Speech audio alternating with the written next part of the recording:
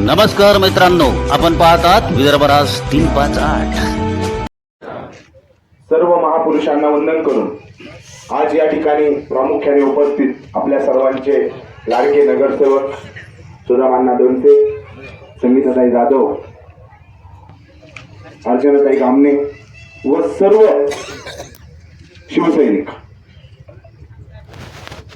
आज आपल्या समोर नाशिक महानगरपालिकेचं निवडणुकीचं वारं वाहू लागलं आहे। गेल्या 4 वर्षापासून या ठिकाणी प्रशासन बसल्यामुळे आपल्या समस्यांना किंवा आपल्या ज्या काही कामं आहेत त्यांना पुढे नेण्यासाठी कोणीही पुढे येत नव्हतं आणि त्यांच्या मनमानीने त्यांचा कारभार चालू होता। हे सगळं होत असताना आपण जर बघितलं तर ही श्रीरामाची भूमी आहे। या श्रीरामाच्या भूमीत या ठिकाणी पंचवटी या ठिकाणी श्रीरामाने वनवास भोगला आहे, ज्या झाडांचे फळं खाल्ले आहे। एक राजकीय पक्ष, सगळ्यात मोठा राजकीय पक्ष, ते श्रीरामाचे फळं, ते श्रीरामाचे झाडे तोडून या नाशिकला वनवासात टाकण्याचं काम करत आहे। आपण त्या पक्षाला मतदान करा, ज्या श्रीरामाचं धनुष्यबाण घेऊन या राज्याचे उपमुख्यमंत्री एकनाथ शिंदे साहेब हे श्रीरामाचं धनुष्य आपल्या डोळ्यात ठेवणार आहे। त्या धनुष्याच्या मागे तुम्ही राहणार का?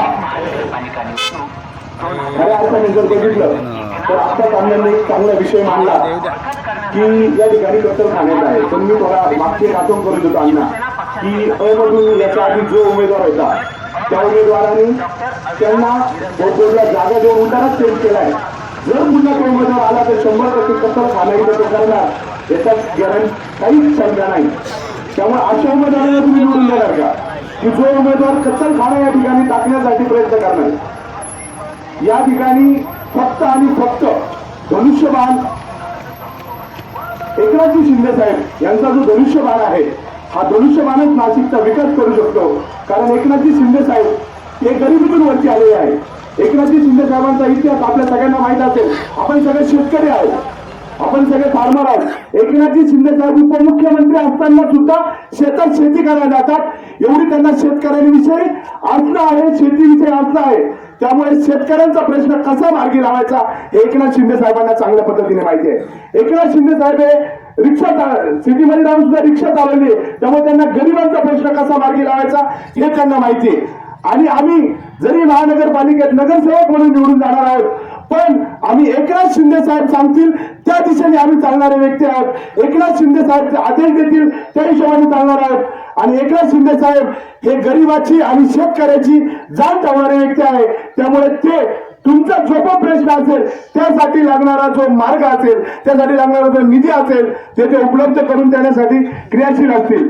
या ठिकाणी आम्ही चौघांच्या वतीने आम्ही तुम्हाला शब्द देतो की अण्णा बांधतील तेच धोरण आणि अण्णा धरतील तेच धोरण आमचं असेल। त्यामुळे सुदाम अण्णांच्या पाठीशी हा पॅनल पूर्णपणे उभा असेल।